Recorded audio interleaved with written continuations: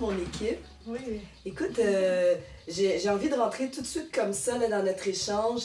Saya, c'est pas un secret pour personne, mais en tout cas, peut-être pour certains de tes fans. Ton prénom, c'est Tracy. Oui. D'où te vient le pseudonyme de Saya?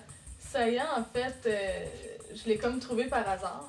En fait, ça fait un petit bout. J'ai commencé dans le vêtement, puis au début, c'était Soya.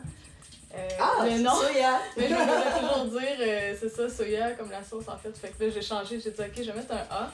Ah, ok, à cause de ta couleur brune. Oui. Ok. Ça peut être cool, mais je... Mais là, Soya, c'est brun foncé pas mal, hein? C'est ça. Moi, j'ai changé au fil du temps, puis j'ai su par la suite que Saya, ça voulait dire moi, en langage sanskrit. Et tu l'as su après? Après, mais je trouvais ça vraiment cool parce que c'est vraiment ça, en fait. Ah, c'est le ça fun, me représente vraiment.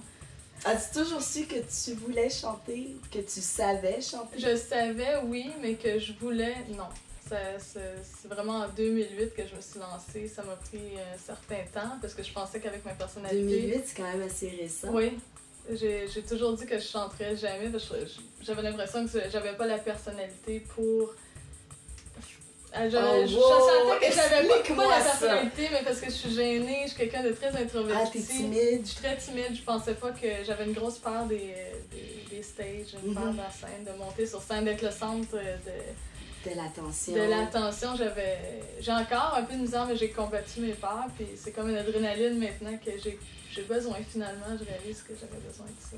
Fait comment que tu composes avec ça? Parce qu'on a toujours les qualités de nos défauts, les défauts de nos qualités. Ouais. Fait que cette gêne-là, le fait que tu es introvertie, comment ça te sert dans ton métier? Je suis sûre que ça te sert. Ça me sert parce que je pense que le fait d'être insécure me fait travailler 2 fois plus fort. Puis quand j'arrive, j'explose. C'est comme tout sort. On dirait que je veux tellement bien faire que souvent, je dis comme, waouh, tu sais, c'est. Moi, c'est ça, j'étais un petit peu exigeante envers moi-même aussi. Fait que donc, j'en fais toujours plus. Moi, mais ouais. Premièrement, on est vraiment hypnotisé par ta grande beauté. Oh mon Dieu! T'as aussi un style très particulier à toi-même. Mais il n'y a pas juste ce qui tape à l'œil, mais il y a aussi ce que tu as à dire. Ouais. Qu'est-ce qui t'inspire? De quoi tu as envie de parler? Sur quoi tu chantes? En fait, la première tune que j'ai sortie, c'était Ride Your Train. Ça représente vraiment mon insécurité. Ce que j'ai vécu, ce que je viens de te parler, en fait, c'était comme un message que je me disais à moi-même, en fait. C'est très... c'est militant, c'est beaucoup d'autorité, c'est fais tes choses, fais tes propres Moi, c'est comme ça que je t'ai connue. C'est ça, mais ça a été mon bébé, en fait, ça fait longtemps que j'ai créé cette chanson-là. Ben, en fait, c'est ça, j'ai commencé, j'ai eu un band de cover. Avant de former Saya, j'ai été 2 ans dans un band de cover. On faisait des reprises des années 50 aujourd'hui. Mais même avant ça, j'ai toujours trippé, mais je suis retombée là-dedans avec ce projet-là. J'ai appris, vraiment ma voix s'est développée avec ça. Et ensuite, ça m'a aidé à former mon projet. Puis, c'est ça. On te voit toujours sur scène avec des instruments complètement bizarres. Ouais. Un instrument. Ouais, t'es la Sheena Easton là, de Montréal. Comment qu'on appelle cet instrument-là? C'est un guitar. Un guitar. Ouais. Ça a un son vraiment années 80. Ça se porte comme une guitare. Ouais. C'est mon ami qui l'a trouvé. Il dit, Tracy, j'ai trouvé ton instrument. Et je vais voir, puis tout ça, j'ai dit waouh! Maintenant, je sens vraiment que ça fait partie de moi, ça m'appartient. Oui. Moi, j'ai toujours voulu chanter, mais je sais pas chanter, mais je sais parler. Moi, tu vois, j'ai plus de misère à parler, donc on est chacun nos... Mais moi, j'aimerais savoir, qu'est-ce que tu préfères le plus, déjà là, dans les balbutiements de ce métier-là? Qu'est-ce que tu préfères? Au début, c'était vraiment studio. J'aime encore vraiment ça, faire du studio. Pourquoi? On dirait que mes chansons prennent vie là, vraiment. Ben, ils prennent vie avant, mais là, ça se concrétise en studio. J'aime chanter. Je trouve que je suis dans mon univers, il n'y a pas de stress. En show, bon, il y a du stress, c'est sûr, qui vient avec. J'ai appris à dealer avec, mais j'aime vraiment, c'est la création qui me fait vraiment triper. C'est pas la popularité, ça n'a jamais été ça. C'est vraiment l'aspect créatif de tout ça. Et tu fais ça pour toi, c'est très égoïste, hein? C'était égoïste, mais en faisant des shows, ce que je voulais pas faire, je veux faire de la musique sans faire de show. Je me dis, comment je peux faire que ma musique soit populaire sans que moi je le sois, c'est impossible. En fait. Mais après, quand j'ai commencé à faire des shows, j'ai réalisé que ce qui me fait vraiment triper, c'est pas d'être sur scène parce que je vis un stress incroyable, mais c'est après. J'adore rencontrer les gens, j'adore que le monde vienne me parler puis me donner des feedbacks de toutes sortes. Ça, la connexion avec les gens, là, elle se fait, puis c'est là que je réalise l'aspect des shows. Là, ça me fait triper, en fait. Tu me parles de stress, puis vraiment là, c'est ce que j'adore de mon métier, c'est que je peux rentrer là dans la bulle, puis un peu dans l'intimité des artistes que je rencontre. Ouais. T'as pas du tout l'air stressé sur scène. Moi, je mais comprends pas parce du que tout. je suis souvent malade avant, même si que l'événement soit petit ou gros ou peu importe.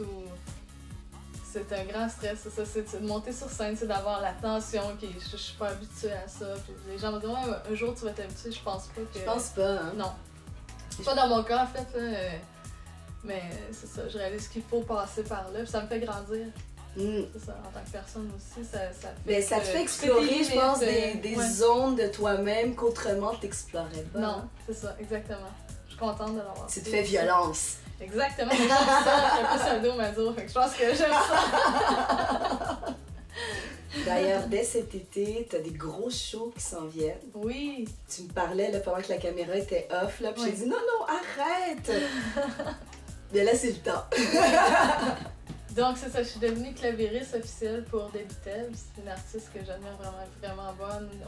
On se complémente. Complémente ça aussi? Ouais, vous vous complétez. On se complète. Ouais. Oui. L'aspect aussi musique, mais aussi le casting, donc l'image. Tout ça, donc elle m'a.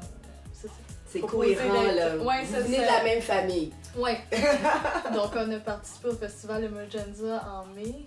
On a passé demi-finale et on joue en juin à l'Olympia ensemble. Aïe!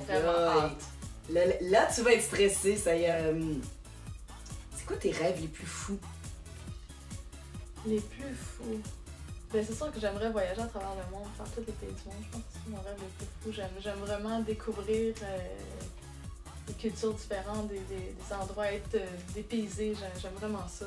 Je pense que t'as le bon métier pour ça. Je pense qu'éventuellement, ça, je me suis dit, si mes trucs marchent, ben, j'aurais peut-être la chance. Non, il n'y a pas de si.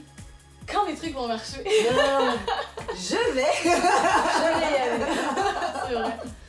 Mais j'aimerais jouer dans tous les pays du monde. Je peux dire comme ça. Mais à l'Olympia, si on passe, on s'en va jouer en Allemagne. Ah, ben tu vois. Alors, un on autre va envoyer message très clair. Et on est le seul groupe électro en plus du concours. Ça, c'est vraiment hot. Ben, je te le souhaite.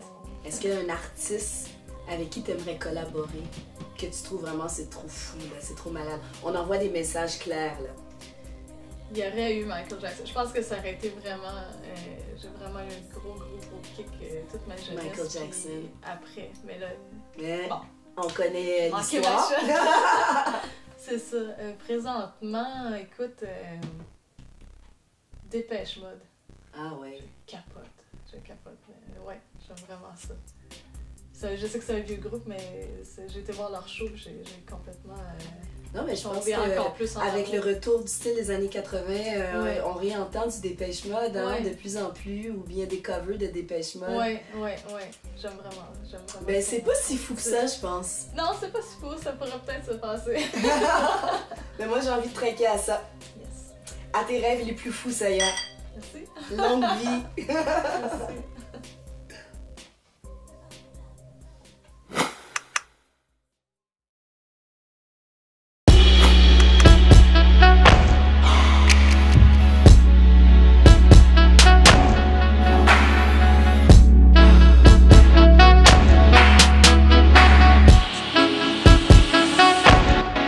Thank you.